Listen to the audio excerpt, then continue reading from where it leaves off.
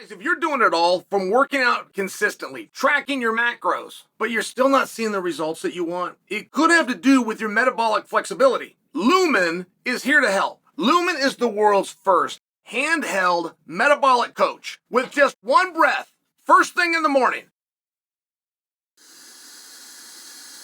This will let you know if you're burning fat or you're burning carbs, and it will give you tailored advice to help improve your nutrition, your workouts, your sleep, your stress management. I've been using Lumen to figure out how the food that I eat works into the bigger picture. And most importantly, I want to know how my body shifts from burning carbs to fat for energy. Lumen will give me daily macro suggestions based on what's going on with my metabolism for that specific day. So it gives me a chance to fuel my body with what's best for me, and I want you to do it too, just before a workout. All you've got to do is breathe into Lumen, and it will let you know if you're burning carbs or fat. Using this biofeedback, Lumen will let you know what's going on in your body in real time. So if you want to take that next step to a fitter, healthier version of you, go to lumen.me/Chael, or just click on the link below. You will get 20% off your Lumen. Mr. Aspinall. Coach Aspinall. Tom's father. So, what do we call him? Mr. Aspinall? All right. Referred to Jon Jones as another bum in the shower. Another bum in the shower. And I read it like 5 times. I got a pretty good laugh. And that could be a British thing. So sometimes they say, like, you know, we'll say pissed off here in America, and they'll say pissed on, or they'll say take the piss out of you. It's more of an Australian, but I'm just sharing for you. Like, I'm not familiar with the expression bum in a shower. What's it going to be, a shower? I mean, I'm familiar with the expression bum, but I like it. I like it right away. It gets my attention. I know Mr. Aspinall. Could not be more of a gentleman. All right. But he's fed up. And it's such a great snapshot in time. And I want to make sure that we document this. I love the attitude of Mr. Aspinall. Let's back it down to Junior. I love his attitude. I mean, he's not trying to get a bunch of money. He's not trying to get famous. He's trying to fulfill a childhood dream from a competitive standpoint, which is the whole reason any of them got in this in the first place. But they all forget. Somewhere along the way, every champion we've ever had, not named Khabib and not named Islam, somewhere along the way has forgotten. And the competitive goes away, and the dollar sign and the commas and the zeros take precedent. And do what you want with that. I'm not passing a judgment, but to a man, and that includes Jon. Because I can back the tape up to when Jon was 22 years old. He was willing to change gyms. He was willing to train coaches. He was willing to tear up contracts. He ended a friendship with Rashad Evans. And there was nothing wrong with any of it. That's exactly what we came here to do. And Jon ends up setting history, but he was begging for that opportunity. He was begging to stay busy. He was begging to get in the cage. He didn't care where the placement was. I'm talking about on the card itself. He didn't care if he was a main event. He didn't care if he was on the poster. He did not care if he was in the marquee. And never talked about contracts. Never talked about opponents. Never talked about what you've done or what I've done. And created opportunity that produced the youngest champion in history, which is a record that he still holds. You really got to take a look at that. Because when you have that record of the youngest champion in history, that creates a story.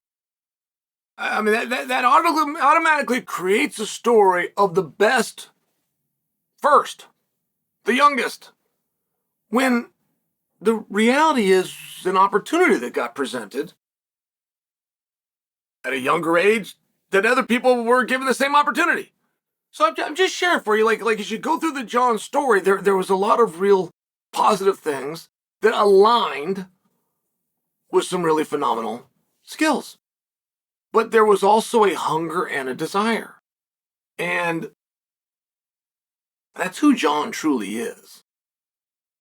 I mean, I'm sure Jon could have gone in the NFL. I'm sure he could have gone into baseball. I'm sure he could have gone into anything. But he was a wrestler. He was used to taking on 4 or 5 guys in one day and paying you $20 to enter the tournament. I mean, it was a very uncapitalistic mindset. And now he's changing. And they all have. I never had the level of success. I could not imagine giving a world title back. Like I'm genuinely not being my typical dick of a self as it pertains to Jon. I'm just noticing this. For the day, should Aspinall be afforded the same opportunities and good blessings when he comes and does this to us, the community? Because 100% of them, literally, not named Khabib or Islam, forgot. And it became about something more than the competition.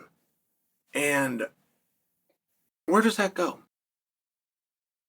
Where does that go, and who do you become, and how do you stay motivated? Motivation's a big buzzword.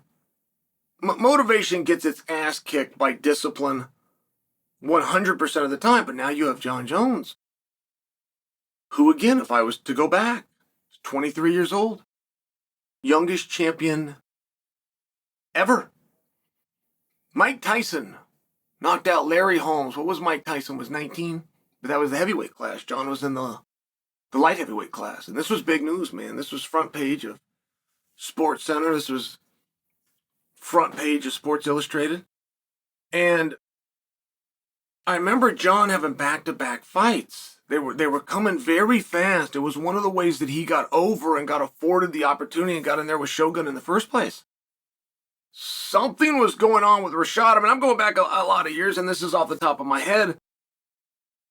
But I'm just sharing it was kind of the exact opposite spot that we're in now, where Jon is trying to put space in between fights. He came out with a comment yesterday. It's actually what spurred Mr. Aspinall's comment about another bum in the shower. As Jon said, I need 6 months to prepare for this fight after the date. See, that's a very interesting thing to say.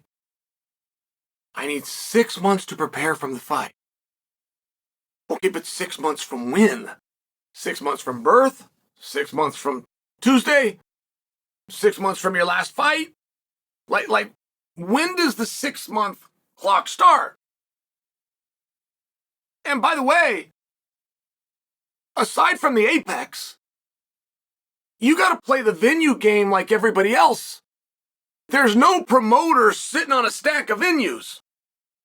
So you got all these things that have to align, and you got to explain to him and sit him down and explain the importance of International Fight Weekend. You explain the history of November and Madison Square Garden, of which he's a part of. Like there's these conversations that you have to have, but all of this appears to be arbitrary, and he needs 6 months to prepare. And it's a tremendous compliment to Tom.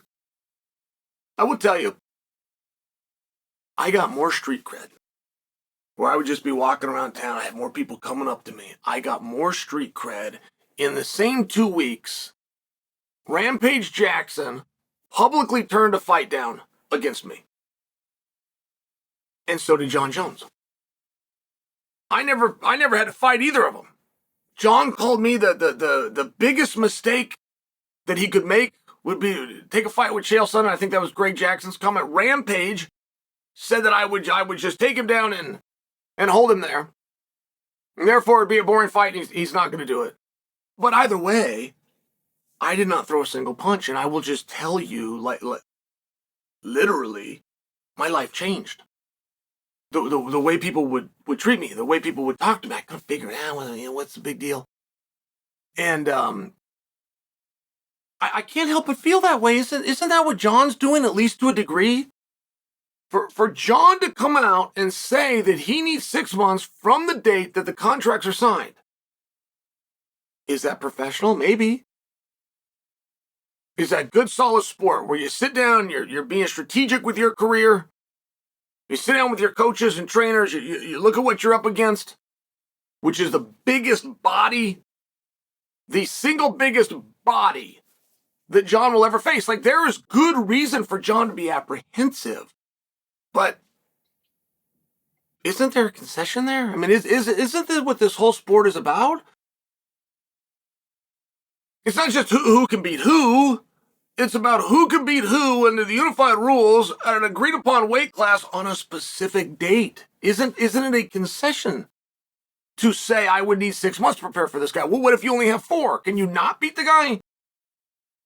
What if you have 2? Are you saying you cannot beat him? What if they would have pulled him and put him in as the alternate opponent, which at one point was discussed 2 years ago at Madison Square Garden? And I just feel like as this fight's getting closer, I feel little things like this are very helpful. I mean, we went from Jon that refused to fight a guy, said no. And now all of a sudden he'll fight him, but he needs 6 months, which isn't enough time to be mad. I mean, I gotta tell you, there's plenty of guys that take 6 months. Floyd Mayweather fought twice a year for an entire career, which is an average of every 6 months. Jon, all that Jon's done is say the words. It's not a big difference from what everybody else is doing right in front of you. Jon just said the words, and it's not enough to be pissed off. I mean, for example, our industry has a standard of 365 days. If you do not defend your title within 365 days, you are declared a closet champion, and you are eligible to be stripped. Now, do you want to know where that comes from? That comes from a year called 1989 with a made-up commissioner in the WWF by the name of Jack Tunney, when he was upset with the Ultimate Warrior